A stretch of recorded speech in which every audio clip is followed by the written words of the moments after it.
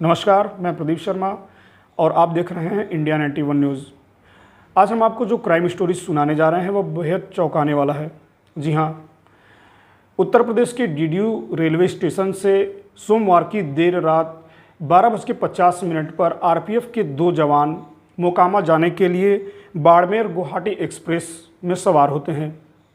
सुबह यानी मंगलवार की सुबह करीब 8 बजे इनको मोकामा पहुंचकर रिपोर्टिंग करनी होती है, लेकिन मंगलवार की सुबह 8 बजे के बाद भी ये दोनों जवान आरपीएफ प्रशासन में अपनी रिपोर्टिंग नहीं करने पहुंचते हैं।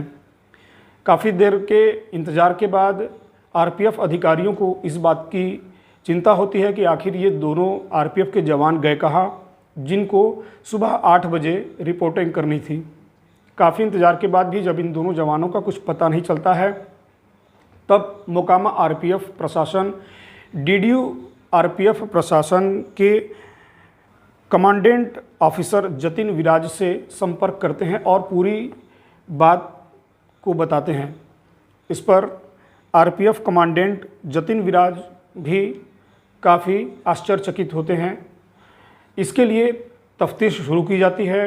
डीडीयू रेलवे स्टेशन पर लगे सीसी कैमरे में इसके फुटेज देखे जाते हैं, जहां पे स्पष्ट रूप से यह देखा जा रहा है कि रात 12:50 पर ये दोनों आरपीएफ के जवान ट्रेन में सवार होते हैं। लेकिन आश्चर्य की बात यह है कि यह दोनों सुबह मोकामा क्यों नहीं पहुंचे। तमाम तरह के सवाल खड़े होने लगते हैं। दोनों आरपीएफ जवानों के नंबर को ट्रेस करना शुरू किया जाता है, लेकिन इसमें आरपीएफ प्रशासन को कोई सफलता नहीं मिलती है। इसी बीच गाजीपुर जनपद के सेवराई तहसील क्षेत्र के गहमर थाना क्षेत्र के देवकली गांव के पास से ग्रामीणों द्वारा ये सूचना मिलती है कि रेल पटरी पर एक व्यक्ति का अर्धनग्न अवस्था में शव मिलता है।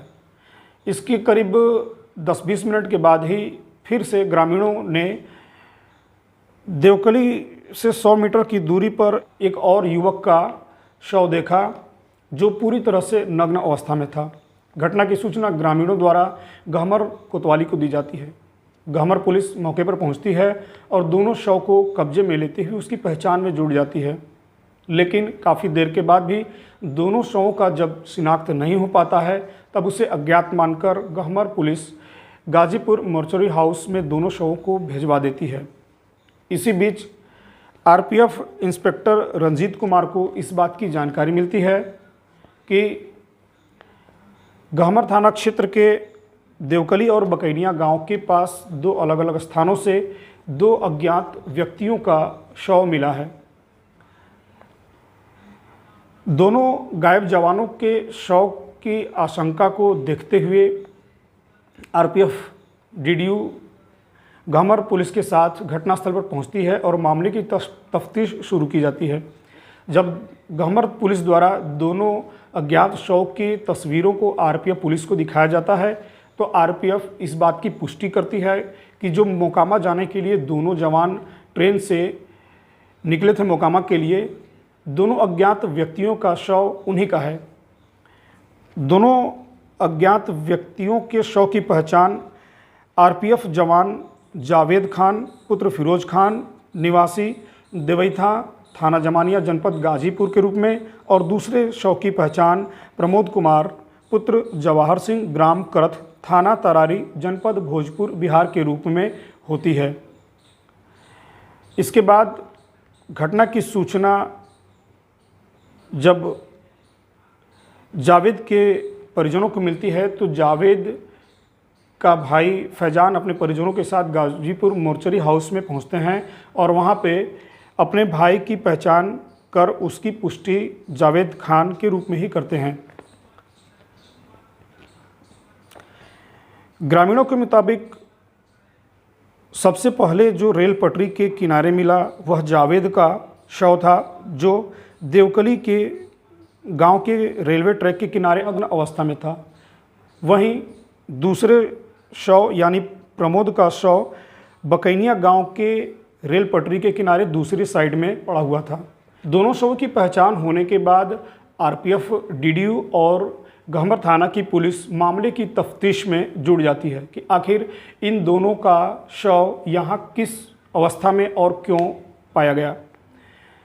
वहीं ग्रामीणों के बीच भी इन दोनों जवानों के शव मिलने को लेकर तरह तरह की चर्चाएं हैं और तरह तरह के सवाल खड़े किए जा रहे हैं।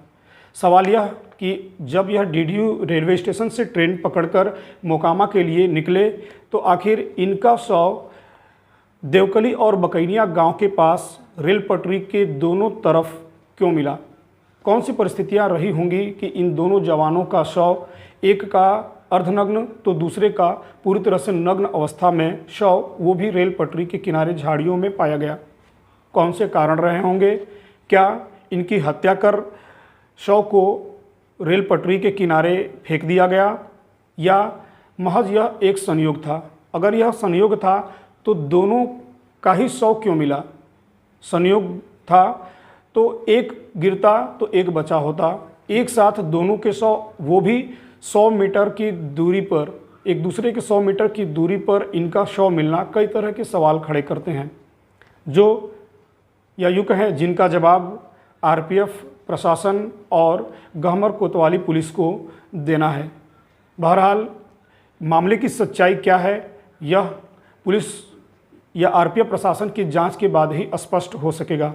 हालांकि इस मामले में ना तो गहमर पुलिस कुछ बोलने के लिए तैयार है और ना ही डीडीयू आरपीएफ इस मामले में कुछ भी बोलने को तैयार है, मगर सवाल खड़े हो रहे हैं तो जवाब देना ही होगा।